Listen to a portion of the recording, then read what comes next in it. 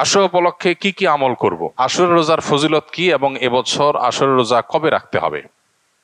আশুরা রোজার ফজিলত সম্পর্কে আমরা সবাই কম বেশি জানি। নবী করিম সাল্লাল্লাহু আলাইহি সাল্লাম থেকে প্রসিদ্ধ হাদিস রয়েছে, সহিহ মুসলিমে বর্ণিত হয়েছে। আবু কাতাদা রাদিয়াল্লাহু তাআলা বর্ণনা করেছেন যে নবীজি ইরশাদ করেছেন, সিয়ামু ইয়াউমি আশুরা আহতাসিবু আল্লাহি আন ইউকাফিরাস সানাতাল্লাতী ক্বাবলাহ।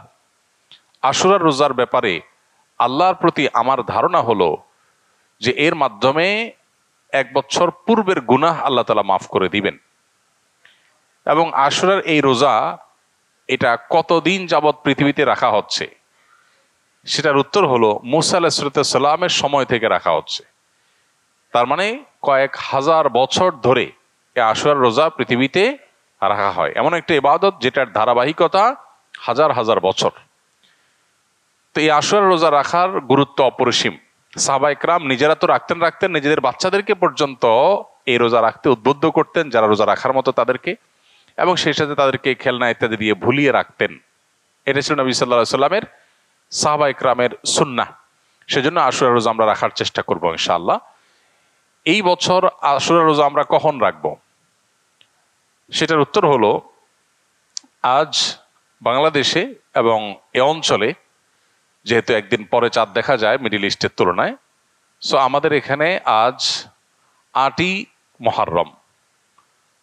৮ই মুহররম যেহেতু আজকে সন্ধ্যার পর, অর্থাৎ শুক্রবার সন্ধ্যার পরেই ৯ই মুহররম শুরু হয়ে যাবে। আর আশুরা রোজার মধ্যে সবচেয়ে উত্তম হলো ৯ এবং ১০ই মুহররম রোজা রাখা। ১০ই মুহররম আশুরার দিন, আশুরা মানেই হলো মুহররমের ১০ তারিখ বা ১০ম দিন, অতএব সেটা তো আছেই। সেটা আগামী রোববার মুহররমের ১০ তারিখ হবে।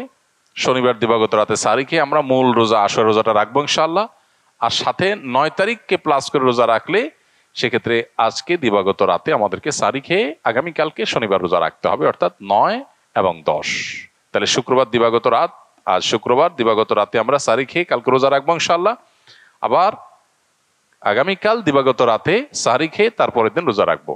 তাতে ৯ জিলহজ এবং ১০ জিলহজ দুইটা রোজাই আদায় হয়ে যাবে ইনশাআল্লাহ। কারণ যদি কালকে রোজা রাখা সম্ভব না হয়, তাহলে তিনি শনিবার দিবাগত রাতে খেয়ে রবিবার রোজা রাখবেন, সেটা হবে আশুরার মূল রোজা। আর রবিবার দিবাগত রাতে সাহরি খেয়ে সোমবার তিনি রোজা রাখবেন, তাতে হবে আপনার ১১ই জিলহজের রোজা। আর সোমবার তো সাপ্তাহিক নফল রোজা আছেই, সেক্ষেত্রে আমরা টানা ৩টা রাখতে পারি। শুক্রবার দিবাগত রাত, শনিবার দিবাগত রাত, এই দুইটা আশুরা। আর রবিবার দিবাগত রাত হলো কিসের? সোমবারের সাপ্তাহিক নফল রোজা। তাহলে টানা ৩টা রোজা হয়ে গেল। আর যদি কেউ একের ভিতর ২ চান, মানে শর্টকাটে, তাহলে সেক্ষেত্রে শনি আর রবি রাখলে রোববারেরটা ডাবল নিয়ত করতে পারেন। ১১ই মুহররম হিসাবে রোজা, আবার সোমবারের রোজা, দুইটা সবই একসাথে পাওয়া যাবে। আর যদি কেউ ৩টা রাখেন তাহলে তার সব বেশি, এটা বলার অপেক্ষা রাখে না। অতএব আশুরা রোজাগুলো আমরা রাখার চেষ্টা করবো ইনশাআল্লাহ। এদিন আল্লাহ রাব্বুল আলামিন মুসা আলাইহিস সালামকে বিজয় দিয়েছেন, সত্যের বিজয় দিয়েছেন। আর অসত্য বা ফেরাউন বাহ্যিকভাবে শক্তিশালী মনে হলেও দীর্ঘদিন অহমিকার সুযোগ আল্লাহ তাআলা ছাড় দিয়ে একটা পর্যায়ে তাকে চরম পরিণতি বরণ করতে বাধ্য করেছেন। সেই ঐতিহাসিক দিন আল্লাহ নবী মুসা আলাইহিস সালাম সেটার জন্য আল্লাহর কাছে শুকরিয়া আদায় করে তিনি রোজা রেখেছেন, এবং তার অনুসরণে আমরাও রোজা রাখি। এবং ইহুদিদের রোজার চাইতে আমাদের রোজা যেন ভিন্নতর হয়, সেজন্য আমরা 2টা রোজা রাখি।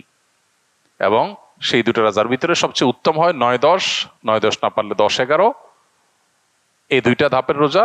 আর যদি সেটার কোনোটাই সম্ভব না হয়, শুধু একটাই রাখতে পারে, তাহলে 10 তারিখের রোজাটাও রাখা যেতে পারে, যদি অনেক কোনো সেটাকে নিষেধ করেছেন। আশুরা উপলক্ষে কি কি আমল করব? আশুরা উপলক্ষে সর্বপ্রথম এবং প্রধান আমল হলো রোজা রাখা, যেটা আমরা এতক্ষণ বললাম।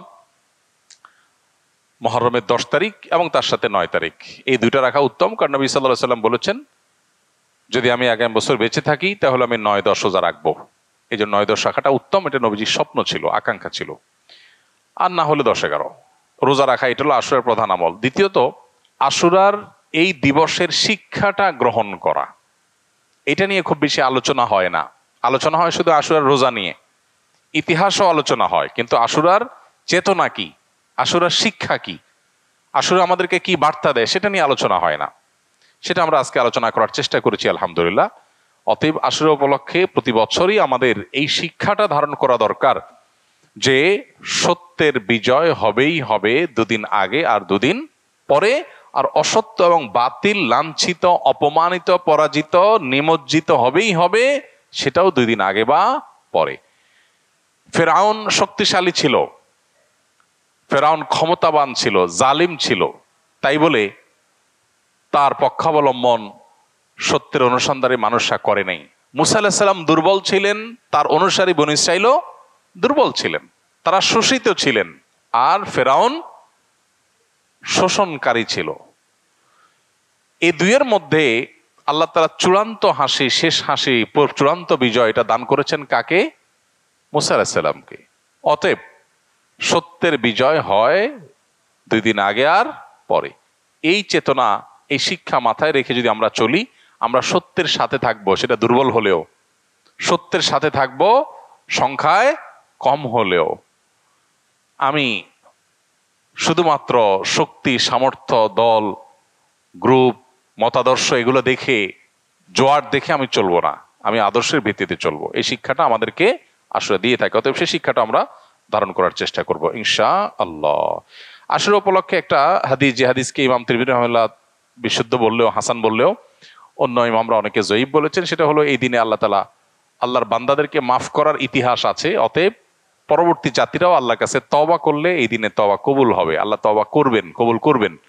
তো সেই হাদিসের উপর ভিত্তি করে কেউ আল্লাহর কাছে এই দিন ইস্তেগফার এবং তওবাও করতে পারে, যেহেতু নফল আমল, এটা চাইলে কেউ করতে পারেন। আমার এক বন্ধু দোকানে আড্ডায় লিপ্ত, তখন মাগরিবের ওয়াক্ত প্রায় শেষ। তাই আমি তাকে নামাজ পড়ার কথা বললে সে বলে, যারা নিয়মিত নামাজ পড়ে তাদেরকে নামাজের কথা আর বলা লাগে না, যারা নামাজ পড়ে না তাদেরকে গিয়ে বলো। তাবলিগের মতো দোকানে দোকানে গিয়ে মানুষকে নামাজের কথা বলা লাগবে না, এতে মানুষ বিব্রত হয়। ব্যস্ততার মাঝে নামাজের কথা স্মরণে নাও থাকতে পারে, এই চিন্তা থেকে আমি বন্ধুকে নামাজের কথা বলেছিলাম, অন্যের সামনে তাকে ছোট করতে নয়। প্রশ্ন হলো, আমার বন্ধুর এমন ধারণা রাখা কি সঠিক? এ সম্পর্কে ইসলাম কি বলে? খুবই গুরুত্বপূর্ণ প্রশ্ন।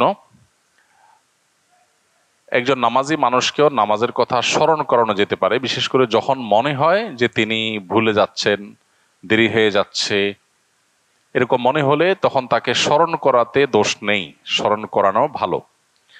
আল্লাহ তাআলা কোরআনে কারীমে বলেছেন, ওয়াযাক্কির ফাইন্না যিকরা তানফাউল মুমিনিন, মানুষকে স্মরণ করিয়ে দাও, উপদেশ দাও, এটা ঈমানদারের কাজে আসে।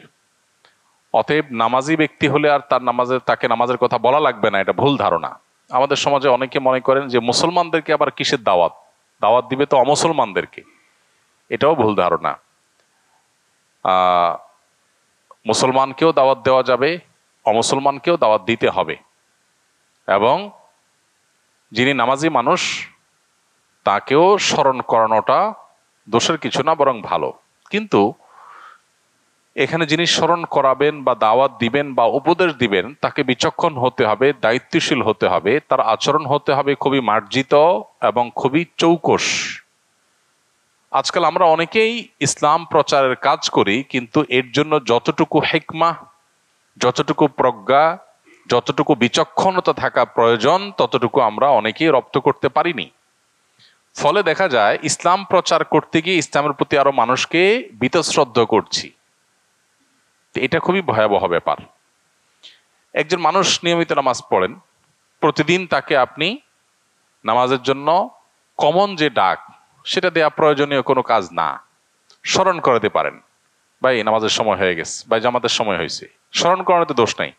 কিন্তু আপনি নিয়মতান্ত্রিক ভাবে তাকে যদি নামাজের প্রতি আহ্বান করবে, আমাদের নামাজ পড়া উচিত, উনি তো নামাজ পড়াই অলরেডি, তাহলে উচিত আবার কেন বলবেন? তো স্মরণ করানো এক জিনিস, আর তাকে নামাজের প্রতি আহ্বান করা বা নামাজের দাওয়াত দেওয়া নিয়মিত, সেটা আরেক জিনিস।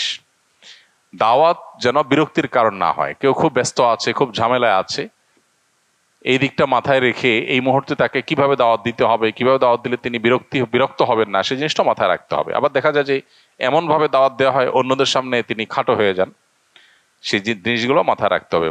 মূল কথা হলো, নামাজি ব্যক্তিকে আবার নামাজের কথা বলতে দোষের কিছু নাই, কিন্তু বলতে হবে এমন ভাবে যাতে তিনি বিব্রত না হন, অস্বস্তিতে না পড়েন, বিরক্ত না হন। ঠিক একইভাবে নামাজি ব্যক্তিরও উচিত দাওয়াতকে পজিটিভলি নেওয়া, যে আমাকে স্মরণ করিয়ে দিয়েছে, আমার উপকার করেছে। আমরা অনেকে আছি যে কেউ কোনো নসিহত করলে, উপদেশ দিলে আমাদের গায়ে লাগে, আমাকে জ্ঞান দিতে আইসো না, এই টাইপের কথাবার্তা আমরা বলি। এটা মূর্খতা সুলভ আচরণ বেশিরভাগ ক্ষেত্রেই। কারণ জ্ঞান দিতে আসলে নিজের খেয়ে নিজের দে, কেউ আমাকে যদি কিছু ভালো বলতে আসে, এটা তো সে আমার উপকার করলো, ক্ষতির কিছু করে নাই। এটা বেশিরভাগ ক্ষেত্রেই অহমিকা থেকে, অহংকার থেকে হয়ে থাকে। তো এই জন্য এটারও ট্রিটমেন্ট হওয়া দরকার।